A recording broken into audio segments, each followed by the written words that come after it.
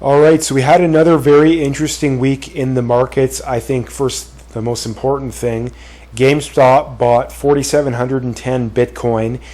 First things first, though, if you get value out of the video, please like and subscribe. Check out the links below. I very much appreciate the support. So, like I said, GameStop bought 4,710 Bitcoin. Now, they did sell off on this news. They kind of chopped around ever since then. Full transparency, I did buy 100 shares basically right after on the news, and they were down about 1 or 2%. I bought 100 shares just because I think that the shares of GameStop, just because of this, like that should make the price go up more than anything else in the history of what's happened to them. So I think that they still have another like 5 billion or something like that on the balance sheet. So they still have a lot of room to buy more Bitcoin, and that doesn't even include the traditional ways of your preferred shares, all the kind of stuff, straight up issuing shares, the zero coupon bonds, the convertible bonds that MicroStrategy or Strategy does. So if they want, they could easily have, they could easily get 100,000 Bitcoin within the next year or so. So I really hope that they do what they're doing here. My ownership of them is entirely predominated on the fact that they're going to be buying Bitcoin. Like if this is all they do, I almost certainly will sell my shares at some point. If they keep buying, I will keep buying. That it's as simple as that. And I think that, they're a company that actually has a fairly strong balance sheet. Some of the companies that are buying up a lot of Bitcoin, MicroStrategy is not one of them, but some of them don't have that good of balance sheets, and GameStop still has a really good balance sheet. If I was them, I would go about it in a more tactical way than Strategy does. I think even though Strategy, I don't think that they're over leveraged at all. I think if anything, they probably are being a little bit too aggressive because I think it's a really good strategy. It is certainly a really good strategy, but I want to be 100% sure that nothing ever goes wrong. So, like I said, I think that this is a very good move, and something that's even more important here is add it to the list of companies that are buying Bitcoin. And not only that, if GameStop keeps doing what they're doing, and the price of Bitcoin keeps going up, eventually they're going to be in the S&P 500. MicroStrategy, I think if Bitcoin has to stay above like 90, 95 roughly for them to be included in the S&P 500. So within the next quarter or two, we're going to see Strategy in the S&P, and they've sold off a little bit recently. I think that this could be the very last time. I think that they could easily go up to 500, 600 a share on that news. So I'm definitely still buying Strategy. They're actually my second largest position in my portfolio. GameStop is probably in the top 5, maybe top 10. I'd have to check and see. But again, I think that this is a great move. I think it's a really good move because Bitcoin is going to go up forever. It's going to beat the stock market forever. It's going to beat real estate forever. It's going to beat gold forever. You name the asset, it's going to beat it. And the more companies that own it, the more of it you own, the better off you're going to be. The more your valuation is going to go up, and the more options will open up. And speaking of that, this is Michael Saylor at the Bitcoin conference, which has been going on this past week.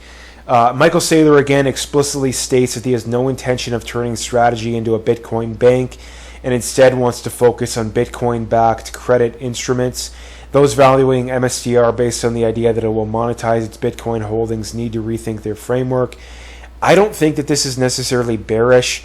The first thing being is Michael Saylor I believe he's around 60 years old. So if you're looking into the future, like Michael Saylor, he's going to be around for a while, but he's not going to be around for that much longer. Like personally, I'm still in my 20s, right? So I will probably live the majority of my life where, if not very close to it, to where Michael Saylor is no longer alive.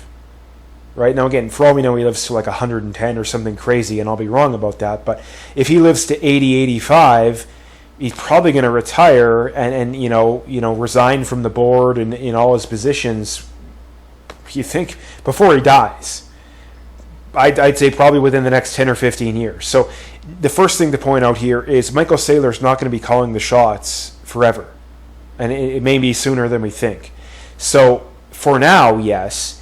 But I mean, if Bitcoin goes to 10, 20 million a coin, like we're expecting, and MicroStrategy is a 10 or a 20 trillion dollar company, it's going to be hard to pass up on, using that Bitcoin, to make loans. And he still is saying that he wants to, focus on Bitcoin-backed credit instruments. That's an area of the market that has a lot of growth potential that literally does not exist right now. Like that area does not exist at all. And for all we know, that industry probably one day is a multi-trillion dollar industry. For sure, hundreds of billions. MicroStrategy's current market cap is like 60, 70 billion dollars.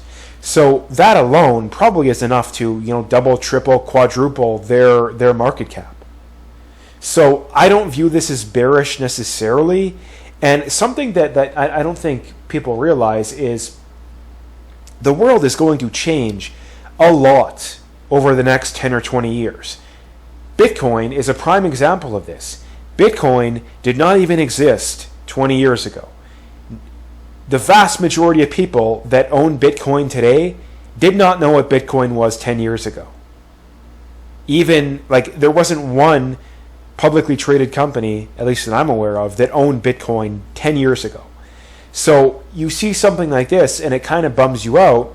But on the flip side, look at how much has changed in the last decade.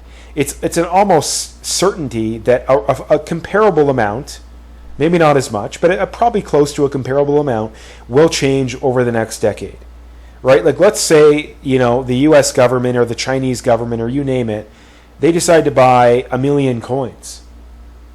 That's probably going to, double the Bitcoin market cap. How much value will that add to Strategy's market cap? Right? Let's say that a company, a large country does adopt it as legal tender. Let's say that, SWIFT adopts it. It replaces a SWIFT. People don't realize what can happen. So I'm still incredibly bullish on MicroStrategy or Strategy. They are the largest position, at least of stocks. There's an ETF that I own that's larger. As far as individual stocks goes, it's probably, I think it's around 10% of my portfolio. And if anything, I'm going to keep that. If not, I'm going to make it larger. So that's how confident I am in Strategy. Again, obviously it comes with a lot of risk. That's fair, but I'm still very confident. The other thing I wanted to bring up here from Chamath, I don't even know how you pronounce his last name, a staggering 7.24 trillion is now sitting in money market funds, a new all-time high. And again, he says market is risk off. Now again, a lot of people are talking about the stock market right now, and the stock market is these crazy high valuations still. It's not as high as it was, a few months ago, 3-4 months ago, but it's still very high. And my personal opinion is, yes, the market's overvalued, but I don't think it's as overvalued as what people think. And my main reason for that is, if you go back 20, 30, 40, 50 years, even 10 years to a degree, but basically pre-2008, retail accounted for virtually no stock market movements. And the reason for that is the average Joe, brokerage accounts were still very new, but nowadays it's even easier than ever, right? You can literally have your app. I've told this story before. I've bought and sold stocks several times sitting on the beach in Mexico, right? That is how easy it is. I remember going to Mexico my first time. It was 2009, 2010.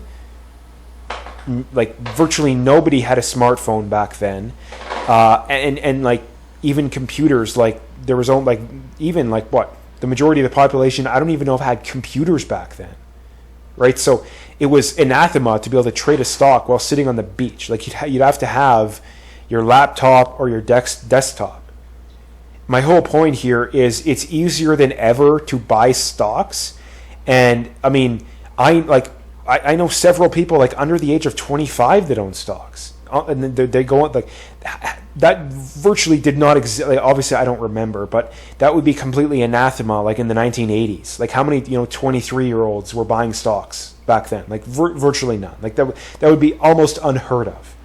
Now again, some people view this as, oh, this is risky. It's proof that the market's super volatile, and it's this casino and it's going to crash. Some people make that argument, but I really don't. I really don't, because at the end of the day, although there is a lot of weak hands, at the end of the day, the majority of the people will be net buyers over the long run. Like that's just a reality. So I think that, eventually rates will go down. No, I don't think they go down to where they were over most of the last 15 years or so. But I think the economy's too weak that, inflation definitely is going to be a very big concern over the next 6 months to a year, especially with the full effect of the tariffs is going to be felt over that period of time. I'm definitely concerned about that. But still, over the next 5 years, 3-4 years from now, 2-3-4 years from now, if I had to predict our rate's going to be higher or lower, I probably would say a little bit lower. Not that much lower, but a little bit lower. Because I think long-term inflation is a very big concern, especially with the government, especially the American government, having a hard time refinancing its debt. That's a real concern that not a lot of people are talking about.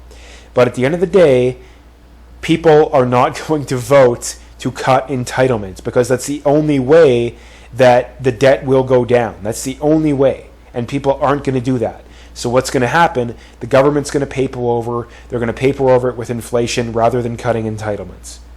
And what does that mean? The stock market has to grow, right? Bond yields will probably stay higher, but the stock market's still going to go up. So I think that this is bullish for stocks. Obviously, we could see a lot of volatility in the short term, but I still think it's bullish. So as far as the stock market goes, if we look at stocks this week, S&P was up a little over 1%. NASDAQ was up a little over 1%. Mid caps about the same. Small caps, I think, were up about 50, 60 basis points. The Mag 7 was up about 1%. International stocks were up about 1%.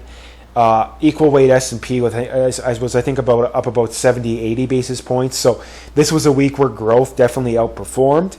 But like I've said, this is a choppy market. I would be very surprised if we see a new all-time high until this tariff issue goes away. And I don't think it's going away over the next 3, 4, 5, 6 months. I think by the end of the year, I think they're going to have it figured out. I think we're going to know what's going to happen. But for all we know, we are in a recession at that point, and the stock market's down, 10, 15, 20%. Maybe it's all figured out. Inflation's down. The Fed has cut a couple times, and we're back to new all-time highs. My prediction is I think we still probably, we probably still test, the mid to low 5,000s. If I was predicting that, I think we probably test the lows again before we test the highs again. But for all we know, like I say, Trump comes out soon and says, yeah, we've struck these tariff deals. We're all good to go. We're no longer going to see this volatility. Nobody knows. And that's, I think, why the market is so choppy, is because no one really knows what's going to happen. Right? So your guess is as good as mine. My strategy is still the same. I'm dollar cost averaging ETFs, and I'm buying the stocks that I think are trading at a good price. It's that simple. Nothing changes. So as far as earnings go, we did have some earnings from this past week. Nvidia was the big news. They actually released pretty good earnings. They were actually, I believe they were up on that news, but then they sold up at the end of the week. They kind of ended the week basically flat. So, that's good news, obviously, because Nvidia is one of the largest companies in the world. But again, them selling off after releasing good earnings, that's not really good news. So, like I said, I'm still treading very carefully when it comes to this market. If I was a short-term trader, I don't know if I'd be touching this market, because I think that the upside is not really there. Like there isn't really a whole lot of upside right now. But on the flip side, the likelihood of, maybe Trump's like, hey, we've struck these deals, we're good to go for tariffs.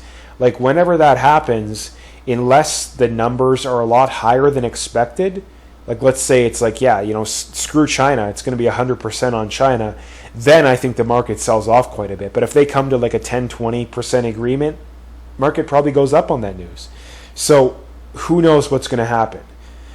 Next one is Bank of Montreal. They beat earnings and revenue. They were actually up on that news. CRM, another popular one out there, Salesforce. They beat earnings and revenue. However, they did kind of lower guidance, so that caused them to be down on the week. Agilent Technologies, this is a company I do own. I am dollar cost averaging. They released good earnings. They beat earnings and revenue. They also sold off on the week. Looks like they just ended up modestly. NDSN, this is one I've owned in the past. I don't know if I would own them again. I do think they're a solid company, though. That didn't pull up there. They beat earnings and revenue. I think they're a decent company. I do have them on a watch list. If they get cheap enough, possibly I'd buy. I don't know. But they were actually down quite a bit on that news, so that's not really good news for them. VEV, Viva Systems. This is another one I have on a watch list. It's just way too expensive. They released very good earnings, but they were actually up very significantly on that news. So good news if you're a holder of them. Best Buy, this is a popular one amongst dividend investors. I just think there's better options. That's why I don't own them. Beat earnings and revenue. They did lower guidance, so that caused them to be down on the week. Their dividend yield is almost 6% right now, so that's kind of interesting. Their earnings yield is only about 6.6, so definitely not a lot of room to breathe there, but that's probably why I don't own them. So the next one is Royal Bank of Canada. They actually missed earnings. They did beat revenue. They were up on the week. And the last one of the week was Costco. They beat earnings. They missed revenue. And they were actually up quite significantly on the week, which is kind of surprising. Costco is one of a stock that's done just remarkably well over the last 5 years or so. It's absolutely destroyed the S&P. I think they're a really good company. In fact, I think they're a phenomenal company. They're just way, way, way, way, way too expensive. I definitely would buy them if they got cheap enough, but they're honestly probably like, 30-40% overvalued. Let's just see here. Yeah, I mean, a PE of 60. Honestly, they have to come down 50% for me to be interested, but I do think they're a really, really good company. So anyway, like I mentioned at the start of the video, please like, subscribe, comment, check out those links below, and stay tuned for more.